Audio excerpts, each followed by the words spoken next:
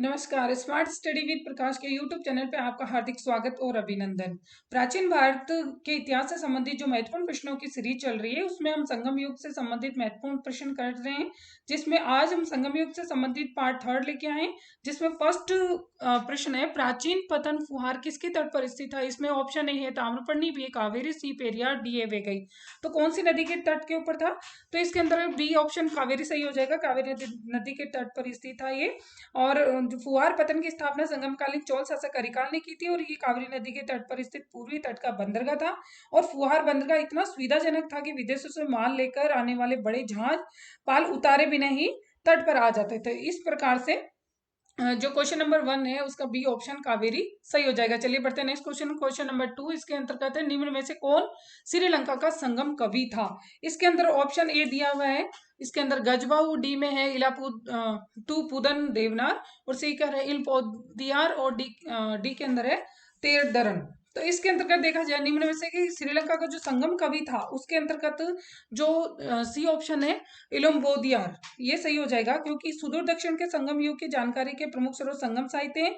और संगम साहित्य में भी 3 प्रमुख राज्य पांडे, चेरों और चोलों के विषय में जानकारी प्राप्त होती है। और ईसा के प्रथम शताब्दी से तीसरी शताब्दी के मध्य तक संगम युग का समय माना जाता है। इसी प्रकार से गजबाऊ श्रीलंका का शासक था, जो चेर शासक शेन गुटवन के दरबार में आया था, और उसके साथ एक तमिल कवि इलम्बोदियार भी आया था, जो बाद में स्थायी रूप से चेर शासकों के दरबार में ही रह गया था। तो इस प्रकार से क्वेश्चन नंबर 2 का ऑप्शन नंबर सी इलम्बोदियार सही हो जाएगा। चलिए बढ़ते हैं नेक्स्ट क्वेश्चन। क्वेश्चन नंबर 3 इसके अंतर्गत पूछा गया है कि निम्न में से कौन एक संगम युगीन बंदरगाह नहीं था।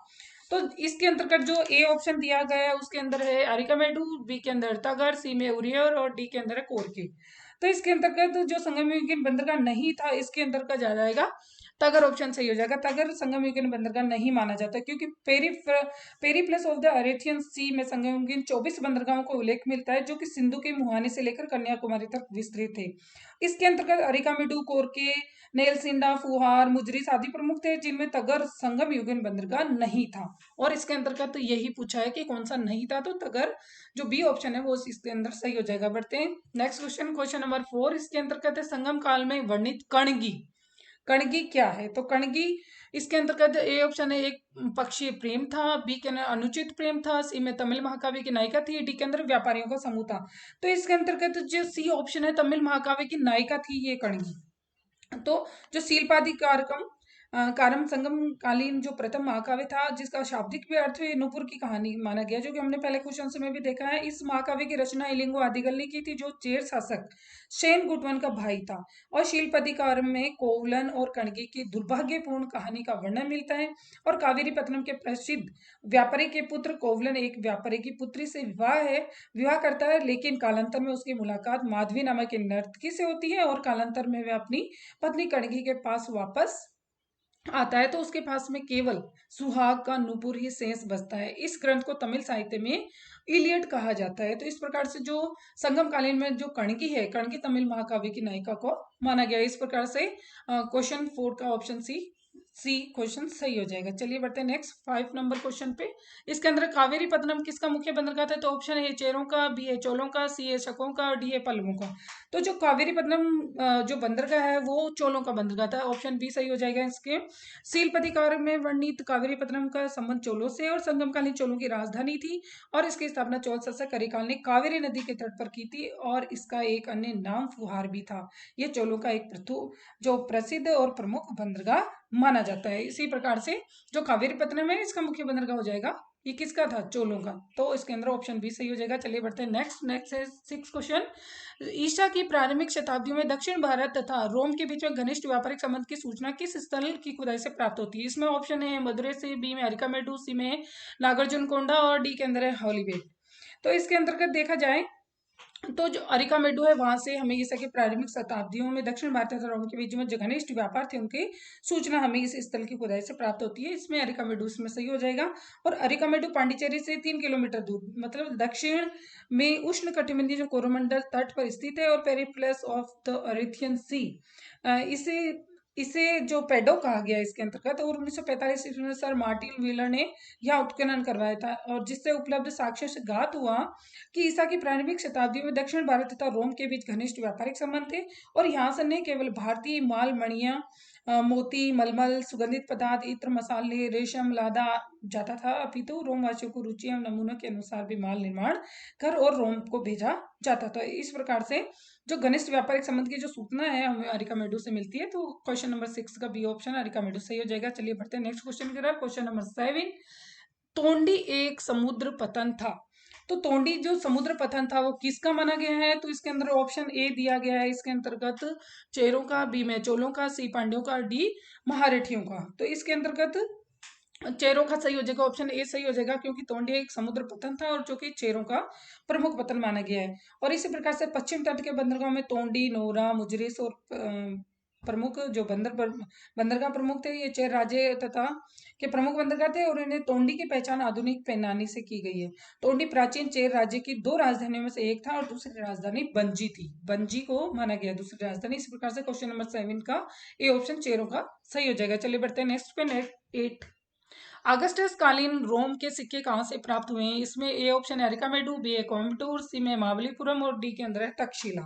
तो अगस्टस कालीन रोम के जो सिक्के हैं वो हमें अरिकामेडू से प्राप्त हुए। ऑप्शन ए सही हो जाएगा। अरिकामेडू सन की प्रारंभिक शताब्दियों में भारत और रोम के बीच व्यापारिक क्रियाकलाप का मुख्य केंद्र था और यहाँ की खुदाई में रोमन शासक अगस्टस के सिक्के बड़ी मात्रा में प्राप्त हुए हैं। इस प्रकार से क्वेश्चन 8 का ऑप्शन ए अरिकामेडू सही हो जाएगा। चलिए बढ़ते हैं नेक्स्ट पे। नेक्स्ट 9 नंबर, पति तू पत किन राजाओं की स्तुति पर कविताओं का संग्रह माना गया है? तो इसमें ऑप्शन ए है चेर है, बी में चोल है, सी पांडे है, डी है तोंडीमान।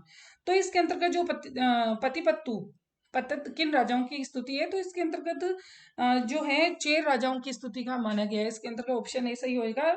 और पत्तू है जो संगम तृतीय संगम के अंतर्गत रचित संग्रह माना गया है। इसके अंतर्गत अष्ट पदावलियां मानी गई है। अष्ट पदावलियों में ये चौथा संग्रह है और इसमें मौलिक रूप से 10 कविताएं संकलित थी। इसमें प्रत्येक में 10 श्लोक भी थे, किंतु अब एक प्रथम और अंतिम जो कविताएं नहीं मिलती हैं। इसके अंतर्गत बीच की जो कविताएं हैं 8 वही मिलती हैं, प्रथम और अंतिम में वो नहीं उपलब्ध नहीं है। उपलब्ध 80 श्लोकों में से 8 से 6 शासकों की प्रशस्ति मिलती है और इन शासकों का समय सामान्यतः ईस्वी सन की 2री से 3री शताब्दी निर्धारित किया गया है। और इस संग्रह का चेर शासकों के इतिहास और तल्लयुगीन संस्कृति के अध्ययन में अति उपयोगिता। और इस ग्रंथ से हमें स्त्रियों तथा सैनिकों के श्रृंगार, मृतक संस्कार की सूचना मिलती है और इस ग्रंथ के अनुसार चेर शासकों में कलश शवादान प्रचलित था। तो इस प्रकार से इसमें चेर ऑप्शन ए सही हो जाएगा। चलिए बढ़ते हैं नेक्स्ट पे। 10 नंबर क्वेश्चन, इसके अंदर पेरिप्लस ऑफ अरेथियन सी में उल्लेखित किस पोताश्रय में मोती पाए जाते हैं? तो इसके अंतर्गत ऑप्शन ए है कमारा, बी है पोडुका, सी है सोपारा, डी है कोलची। तो पेरिप्लस ऑफ अरेथियन सी के अंतर्गत जो पोताश्रय बताया गया जिसके अंतर्गत मोती पाए गए हैं तो वो हो जाएगा ऑप्शन डी कोलची, क्योंकि कोलची अथवा कोरके तिरुनेलवेली जिले में ताम्रपर्णी नदी के मुहाने पर स्थित था और प्रारंभ में ये पांड्य शासकों की राजधानी के रूप में प्रसिद्ध था और प्रथम सदी इसी में पांड्यों ने वेगई नदी के तट पर अवस्थित मदुरै को अपनी शक्ति का केंद्र बनाया था और पांडे देश मन्नार की खाड़ी से प्राप्त होने वाले मोतियों के लिए प्रसिद्ध माना जाता है। और पिलनी तथा पेरिप्लस ऑफ एरेथियन सी के लेखक दोनों ने इस बात की चर्चा की है कि मोती के सीप पांडे देश के कोरके और कोलची से निकाले जाते थे तथा इन्हें निकालने का कार्य अपराधियों से लिया जाता था। इनकी जो बिक्री मद्रा के बाजारों में होती थी। संगम गांव में उरेर कावेरीपत्तनम के बाजारों में मोती बिकता था और किंतु यहाँ का मोती है वो पाक जल डमरू मध्य से निकाला जाता था और यूनानी भारतीय मन्नार की खाड़ी से प्राप्त मोती और पाक जल डमरू के मध्य प्राप्त मोती के साथ साथ तामलुक, डेलसिंडा तथा मुजरिस के साधारण मोती भी खरीदते थे और रोम की स्त्रियों को इन मोतियों की बड़ी आवश्यकता भी पड़ती थी। तो इस प्रकार से माना जाता है कि पेरिप्लस ऑफ अरेथियन सी में उल्लेखित जो पोताश्रय हैं जहाँ मोती पाए जाते हैं तो उसका ऑप्शन डी कोलची सही हो जाएगा। चलिए बढ़ते हैं नेक्स्ट 11 नंबर क्वेश्चन, संगम कालीन निम्नलिखित में से कौन पश्चिमी तट के पतन थे? तो इसके अंदर ऑप्शन है पुहार, बी है मूसिरी, सी है तोंडी और डी है कोंडुमणम। तो इसके अंतर्गत कौन कौन से पूछे गए हैं? तो इसमें 3 हो जाएंगे। इसमें ऑप्शन 1 2 3 इस प्रकार से दिया हुआ है तो इसके अंदर 2 3 और 4 तीनों हो जाएंगे। 1 2 3 और 4 ये तीनों ऑप्शन इसके अंदर होंगे। ऑप्शन नहीं दिए हुए हैं तो इसके अंदर होंगे मुशिरी भी हो जाएगा, दोंडी भी हो जाएगा और कोडुमणम भी हो जाएगा। तो इसके अंदर 2 3 और 4 ये तीनों ही हैं जहां से पश्चिमी तट के पतन है, जहां से कि ये निकाले जाते हैं। संगम काल के ये सारे थे। तो मुसिरी, तोंडी और कोडुमणम, नोरा बंदरगाह पश्चिमी तट पर स्थित चेर राज्य के प्रमुख बंदरगाह थे, जबकि फुहार और कावेरीपत्तनम पूर्वी तट के स्थित चोलों के बंदरगाह थे। तो इसके अंदर जो फुहार है वो तो पूर्वी हो गया और बाकी ये तीनों है वो पश्चिमी हो गए। तो इस प्रकार से इसका ये हो जाएगा। चलिए बढ़ते हैं नेक्स्ट 12 नंबर क्वेश्चन। इसमें निम्नलिखित में से कौन सा शासक चेर वंशीय चेर वंशीय है? तो इसके अंदर ऑप्शन है सेन गुटवन, बी के अंदर नेडुजेलियन, सी में करिकाल और डी के अंदर है सीमुक। तो इसके अंतर्गत चेर जो शासक है चेरवन से पूछा है, तो इसके अंतर्गत ऑप्शन ए सेन गुटवन को चेर माना गया है। बाकी तो सेन गुटवन ही चेरवंशीय शासक था और ये चेर शासक है नेडुजेलियन आदल का चोल राजकुमारी से उत्पन्न पुत्र था और ये 180 ईस्वी के लगभग राजा बना था और उसने कर्त्यों का यशोगान संगम युगन सुप्रसिद्ध कवि पणरण ने किया और उसने अधिराज की उपाधि धारण की थी तथा अपना राज्य पूर्वी तथा पश्चिमी समुद्र के बीच विस्तृत किया था और उसने पतिनी नामक धार्मिक संप्रदाय को समाज में प्रतिष्ठित किया और जिसे पवित्र पतिनी के देवी के रूप में मूर्ति बनाकर पूजा करता था। और सेन गुटवन का जो विवाह है वो वेलिर वंशी राजकुमारी के साथ हुआ था।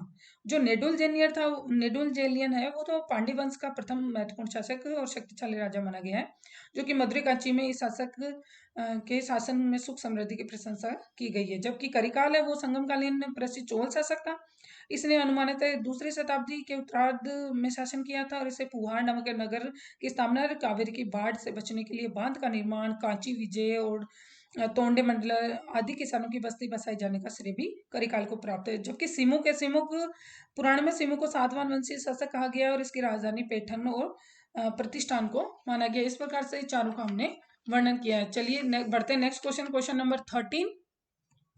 इसके अंतर्गत है कि जो रोमन साम्राज्य के साथ व्यापार में वृद्धि हेतु किस वंश के शासकों द्वारा रोमन साम्राज्य सीजस अगस्टस के दरबार में दूत मंडल भेजा था? तो इसमें ऑप्शन ए हो जाएगा पांडे, बी में चोल, सी में कुषाण और डी के अंदर गुप्त। तो इसमें ऑप्शन ए पांडे सही हो जाएगा। पांड्य संगम युग की महत्वपूर्ण विशेषता का इसका आंतरिक तथा विदेशी व्यापार था और इस समय यूरोप के साथ व्यापार अत्यंत उन्नत अवस्था में था और यूरोप में सर्वाधिक व्यापार रोम के साथ ही होता था, जिसका विस्तृत वर्णन है वो प्लिनी ने अपनी पुस्तक नेचुरल हिस्टोरिका में किया है। और रोम के शासकों में सर्वाधिक व्यापार अगस्टस के समय होने वाले प्रमाण है, क्योंकि यहाँ इसके समय में सर्वाधिक स्वर्ण सिक्के भारत में पाए गए थे और भारत और रोम के बीच में व्यापार की और अधिक अभिवृद्धि करने के लिए पांड्य राजाओं ने रोमन साम्राज्य अगस्टस और ट्रोजन के पास में राजदूत भेजे थे। स्ट्रेबो ने लिखा है कि रोमन शासक अगस्टस के शासनकाल में किसी पांड्य शासक ने 20वीं ईसा पूर्व एक दूत भेजा था। तो ये जो रोमन साम्राज्य के साथ व्यापार में वृद्धि का है वो ए ऑप्शन पांड्य सही हो जाएगा। चलिए बढ़ते हैं नेक्स्ट 14 नंबर। इसके अंतर्गत पूछा गया है कि निम्न स्थलों में कहाँ के उत्खनन में से भारत रोम व्यापार पर प्रकाश पड़ता है? तो इसके अंतर्गत ऑप्शन है लेथल, बी में इनामगो, सी द्वारका और डी है अरिकामेडू। तो इसके अंतर्गत जो अरिकामेडू है वहां से उत्खनन में भारत और जो रोम है उन वहां के व्यापार पर प्रकाश पड़ता है। अरिकामेडू पांडिचेरी में जिंजी नदी के तट पर स्थित एक प्रमुख पूरा स्थल है और 1945 ईस्वी में भारतीय पुरातत्व सर्वेक्षण की ओर से मार्टिन व्हीलर ने यहाँ उत्खनन करवाया था। अरिकामेडू से प्राप्त प्रमुख जो अवशेष हैं उनमें रोमन सिक्के, रोमन बर्तन, मिट्टी के दीप, कांच के कटोरे, मणके, रत्न आदि प्राप्त हुए हैं। अरिकामेडू के उत्खनन से जो सामग्रियां प्राप्त हुई हैं उनमें विदित होता है कि यह ईसा सन की प्रारंभ में भारत और रोम के बीच में व्यापार क्रियाकलापों का प्रमुख केंद्र था। तो इस प्रकार से जो क्वेश्चन नंबर 14 है उसका ऑप्शन डी है वो अरिकामेडू वो सही हो जाएगा। चलिए बढ़ते हैं नेक्स्ट क्वेश्चन की तरफ, क्वेश्चन नंबर 15। इसके अंतर्गत है पवित्रता पत्नी की पूजा को किस तमिल ग्रंथ में प्रतिष्ठा प्राप्त हुई? तो इसमें ऑप्शन ए है अयनानूरू, बी है सीलपदिकारम, सी तोलकापियम और डी है मणिमेखले। तो इसके अंतर्गत पूछा गया है तो जो सीलपदिकारकम है उसमें ही पत्नी की पूजा को तमिल भाषा के ग्रंथ में प्रतिष्ठा प्राप्त हुई थी। सीलपदिकारकम महाकाव्य की रचना चेर शासक सेनगुटवन के भाई अलिंगो आदिगल ने की थी और इस महाकाव्य का जो नायक है कोवलन एक व्यवसायी था और नायिका कणगी एक व्यवसायी की पुत्री थी और इसी कणगी की पूजा के बाद में पतिव्रता पत्नी के रूप में की जाती है और कणगी का प्रारंभ चेर शासक सेनगुटवन ने ही करवाया गया, है ना। पत्नी पूजा का प्रारंभ चेर शासक सेनगुटवन ने करवाया था। तो ये क्वेश्चन कई बार पूछा भी जाता है। चलिए बढ़ते हैं नेक्स्ट क्वेश्चन में, क्वेश्चन नंबर 16। मणिमेखले एवं सीलपदिकारकम कारम का क्या है मतलब? ये एक तो संगम साहित्य की एक पुस्तकें हैं बी है कलिंग के व्यापारिक नगर है, सी बौद्ध धर्म की स्रोत पुस्तकें हैं, और डी क्या है कर्नाटक में हिंदू मंदिर है। तो इसके अंतर्गत संगम साहित्य की पुस्तकें हैं ये मणिमेखले और शिल्पादि कार्यक्रम, ये संगम साहित्य की महत्वपूर्ण 2 पुस्तकें हैं। और महाकाव्य है, मतलब इसमें मणिमेखले में मणियों युक्त कंगन की रचना है, और शीतले सतनार इसके लेखक हैं, और शिल्पादि कार्यक्रम नुपुर की कहानी की रचना है, जिसकी रचना है इनिगो आदिकल ने की थी। तो इस प्रकार से ये दोनों संगम साहित्य की पुस्तकें हैं। चलिए बढ़ते नेक्स्ट में 17 क्वेश्चन। दक्षिण भारत में संगम प्रतिनिधित्व करता था किसका? कवि अकादमी, नाट्य लेखक, मूर्तिकार श्रेणी, उपन्यासकार और समूह। तो इस प्रकार से जो दक्षिण भारत में संगम किसका प्रतिनिधित्व करता था? कवि और अकादमी का, क्योंकि संगम साहित्य में उल्लेखित संगम संस्कृत भाषा का शब्द है जिसका अर्थ ही होता है मिलन। ये तमिल कवियों एवं विद्वानों का मिलन था। संगम साहित्य से ज्ञात होता है कि इस काल में कुल 3 संगम आयोजित किए गए थे, जिनमें पहला मदुरै के अंदर, दूसरा कपाटपुरम में, और तीसरा हुआ था उत्तरी मदुरै के अंदर आयोजित किया गया था। तो इस प्रकार से क्वेश्चन जो 17 है उसका ए ऑप्शन कवि अकादमी इसका आंसर हो जाएगा। चलिए बढ़ते नेक्स्ट क्वेश्चन 18 नंबर। 18 में संगम काल के शासक को क्या कहा जाता था? तो ए ऑप्शन है अयार, बी है अरियार, और सी है अनाडी, और डी है को। तो इसके अंतर्गत संगम काल का जो शासक है उसको को कहा जाता था। ऑप्शन डी सही हो जाएगा। और संगम युग के शासक अनेक उपाधियां धारण करते थे, जिनमें को, मन्नम, वेंदम आदि उपाधियां प्रमुख थी। इसमें को उपाधि सर्वाधिक महत्वपूर्ण थी, क्योंकि यह उपाधि देवताओं की थी। तो इस प्रकार से संगम काल के शासक को क्या क्या कहा जाता था? को कहा जाता था। तो क्वेश्चन नंबर 18 का डी ऑप्शन को सही हो जाएगा। चलिए बढ़ते हैं नेक्स्ट 19 नंबर। इसके अंतर्गत पूछा गया है कि संगम कवि कपिलर का आश्रयदाता कौन था? इसके अंदर ए ऑप्शन है कारी, बी है ओरी, सी है नल्ली, और डी है पारी। तो संगम जो कपिलर का आश्रयदाता है वो पारी को माना गया है, डी ऑप्शन। संगम कवि कपिलर का आश्रयदाता चेर शासक पारी, और पारी शासक था। ऐसा माना जाता है कि बेलों की उत्पत्ति उत्तरी भारत के किसी ऋषि के अग्निकुंड से हुई थी, और पारी के उदारता की स्मृति हमें एक परवर्ती सेव संत सुंदर मूर्ति के निर्वचनों में मिलती है। तो इस प्रकार से जो संगम कवि कपिलर था उसका आश्रयदाता पारी को माना जाता है। तो इस प्रकार से 19 क्वेश्चन का डी ऑप्शन पारी सही हो जाएगा। चलिए बढ़ते नेक्स्ट 20 नंबर। इसके अंतर्गत पूछा गया द्वितीय संगम के तोलकापियम की विषय वस्तु क्या है?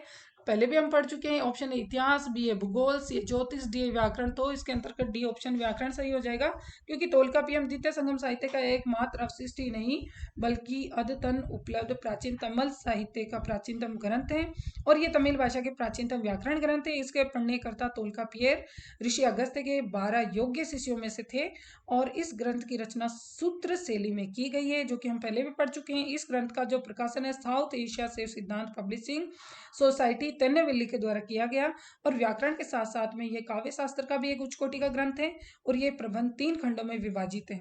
प्रत्येक खंड में 9 उपखंड है। प्रथम जो खंड है उसमें वर्ण विचार, दूसरे में व्युत्पत्ति, तीसरे में पदार्थ का वर्णन किया गया। इस प्रकार एक और जहां प्रथम 2 खंडों में तत्कालीन तमिल भाषा का पर प्रकाश पड़ता है, तीसरे से तत्व विज्ञान, सामाजिक, आर्थिक, राजनीतिक, धार्मिक दशा को प्रकाशित करने में सहायता मिलती है। और इस ग्रंथ में धर्म, अर्थ, काम और मोक्ष और इसी का भी निरूपण हमें मिलता है। तो इस प्रकार से ये 20 क्वेश्चन हमने किए हैं। तो इसी प्रकार से प्राचीन भारत की जो सीरीज चली हुई प्राचीन भारत के इतिहास के जो महत्वपूर्ण क्वेश्चन हैं, और इसी प्रकार से देखने के लिए देखते रहिए स्मार्ट स्टडी विद प्रकाश के यूट्यूब चैनल को। धन्यवाद।